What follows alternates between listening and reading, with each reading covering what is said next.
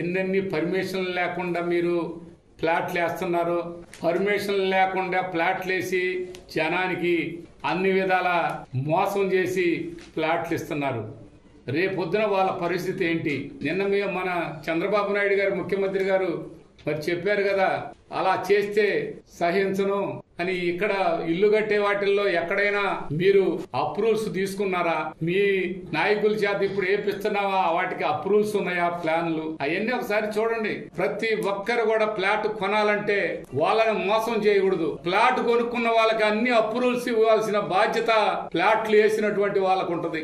Real estate లో వాళ్ళందరినీ నువ్వు ప్రోత్సహిస్తున్నావు. అవకాశం ఉంటే ఏదైనా చేస్తున్నారు.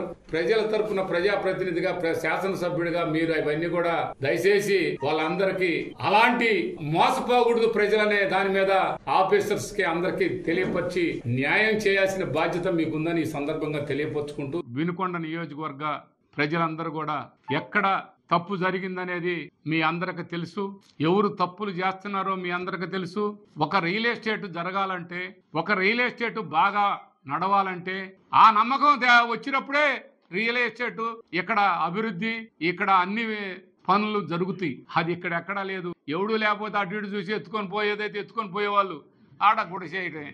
ఎత్తుకొని పోయేది కాకపోయింది. ఇప్పుడు నిన్న పెట్రోల్ బంక్ కూడా అదే పరిస్థితి. మాది లాగేసుకుంటున్నారని కన్నీళ్లు తుడిపారు. ఇప్పుడు టెంపరీగా అదేం ఉంటదని నమ్మకం లేదు, ఏమి లేదు. గద్దలు వాలినట్టే. అట్టనే ఎక్కడన్నా కొద్దిగా ఇక్కడ ఈ ప్లాట్ లో ఎవడు లేడు అని తెలిసిందనుకో, వాళ్ళు అమెరికాలోనో ఆస్ట్రేలియాలో ఉన్నారని గద్దలు వాలినట్టే వాళ్తున్నాయి. అది ఒక్కసారి గమనించాలని ఈ సందర్భంగా తెలియపరుచుకుంటూ, రియల్ ఎస్టేట్ గురించి నువ్వు మాట్లాడతావా? అంటే మేము ఎక్కడ దొరికితే అక్కడ గద్దల్లో వాలిపోతామా? అసలు ఆ మాట మాట్లాడడానికి సిగ్గుందా నీకు? నరసింహారెడ్డి భూములు ఆక్రమించింది ఎవడు? అలాగే 5 ఏళ్లలో నువ్వు ఎన్ని రియల్ ఎస్టేట్ వెంచర్లు వేయించావు? ఒక్కదానికి DTCP లేఅవుట్ ఉందా? ఒక్కదానికి చూపించావు. సిగ్గులాగానే మాట్లాడతావా? నువ్వు పెద్ద మనిషిలా మాట్లాడడం నీకు సిగ్గుందా? ఏమైనా నువ్వు ఎన్ని వెంచర్లు వేయించావు? డాలర్ సిటీ ఎటువంటి అనుమతులు లేకుండా కళ్యాణ మండపానికి వెనకాల వెంచర్ వేసింది నీ కళ్ళకి కనపడలేదా?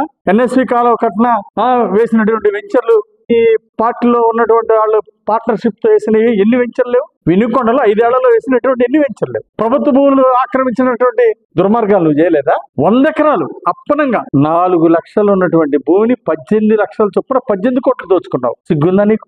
ఏ విధంగా దోచుకున్నావు నీ సంగతి తేలుస్తా. నువ్వు ప్రజల ధనాన్ని లూటీ చేసావు. నీ లూటీ సంగతి తేలుస్తా. రియల్ ఎస్టేట్ ఆక్రమణ చేసింది ఎవరు? మరి అనేక వెంచర్లు నీ కళ్ళ ముందే వేస్తే దానికి DTCP లేఅవుట్ లేకుండా వేస్తే నువ్వు ఎందుకు మాట్లాడలేదు?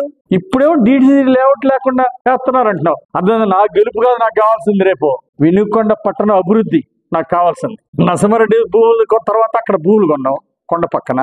దానికి గిరి ప్రత్యక్ష రోడ్డు అని టౌన్ లో మున్సిపాలిటీలో వార్డుల్లో ఖర్చు పెట్టాల్సిన డబ్బులన్నీ తీసుకెళ్లి నీ పొలం చుట్టూ రోడ్డు వేసుకున్నావు. ఇదేనా నీతి? నీతి లేనోడివి, సిగ్గు లేనోడివి నువ్వు నా గురించి మాట్లాడతావా? ఎందుకు వేసుకున్నావు చెప్పు? నీ పొలం పక్కన, నీ రియల్ ఎస్టేట్ పక్కన ప్రభుత్వ డబ్బులతో సిమెంట్ రోడ్డు వేసుకోలేదా?